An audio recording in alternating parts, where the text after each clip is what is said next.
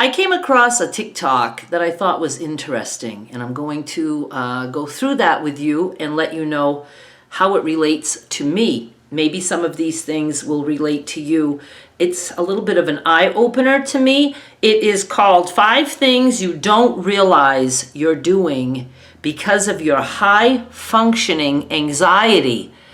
I never thought about that. I knew I was a high-functioning alcoholic, meaning I pushed myself through a lot of things, going to college in my 30s and buying a house to flip. I mean, I was always trying to do big things, I think in a way to make me realize that I could still do things. It's not because I wanted to prove that I didn't have a drinking problem. I always knew I had a drinking problem, but I wanted to show myself in some way that I could do other things. And I think that if I didn't have that, I probably would have never stopped drinking because I would have had no hope. But I knew once I stopped drinking, hey, this is cool. I can do all the things I want to do now and not have to spend all that time drinking and being hungover. So I'm just very glad that I at least had that to hang on to. It didn't get me to quit drinking, but it certainly helped me to stay sober. So that's cool.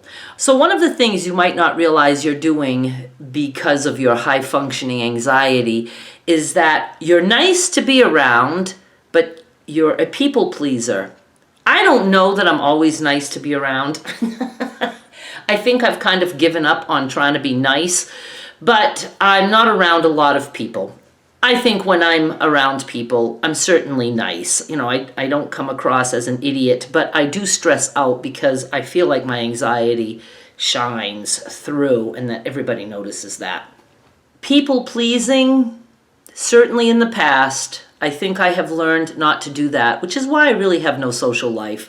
But yes, the ultimate people pleaser. I wanted everyone to be happy and satisfied to the point where they hated coming to any function that I was putting on because I was like, okay, we're doing this and you're doing this and oh, you need this. Now, pain in the ass. I'm not doing that anymore. This next one describes me to a T. I obsess over trivial things that other people probably don't even notice. Not only do I obsess over trivial things, I obsess over trivial things from years ago,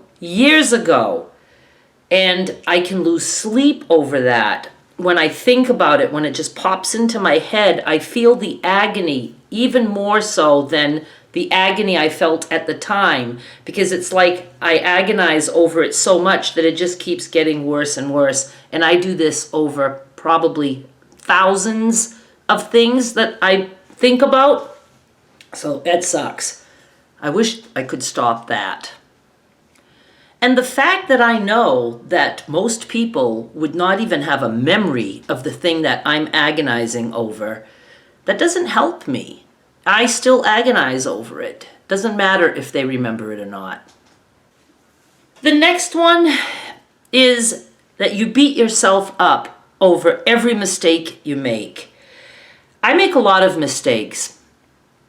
I don't beat myself up. I used to be told, oh, don't beat yourself up over it. Stop beating yourself up. Like if I said, oh, this was a monumental disaster, something that I sowed or whatever.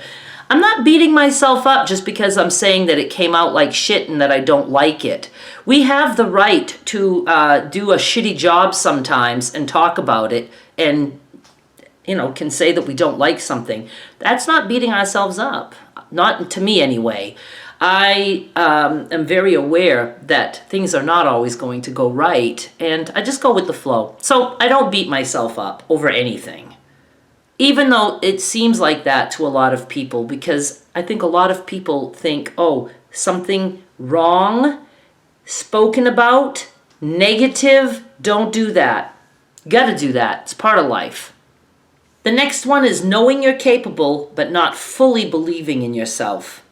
I don't think that applies to me either. I know I'm capable of many things, and I do believe in myself. Do I follow through with every single thing? No, there's not enough time in my life to do that.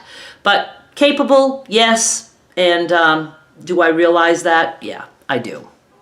This one is absolutely me. In every situation, you picture the worst scenario. I do that all the time. I get in my car and I'm going to get hit by the train. I mean, I can't even go to the post office without thinking these horrible, horrible things.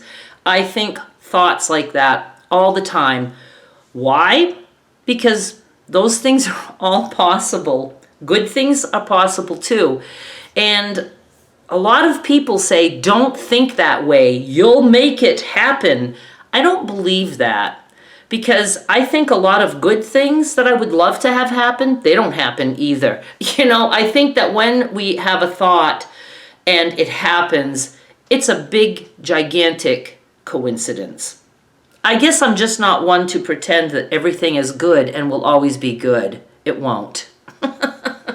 That's it. I just wanted to share that. I thought it was interesting. I never heard the term high functioning anxiety, and that's me. Might be you too.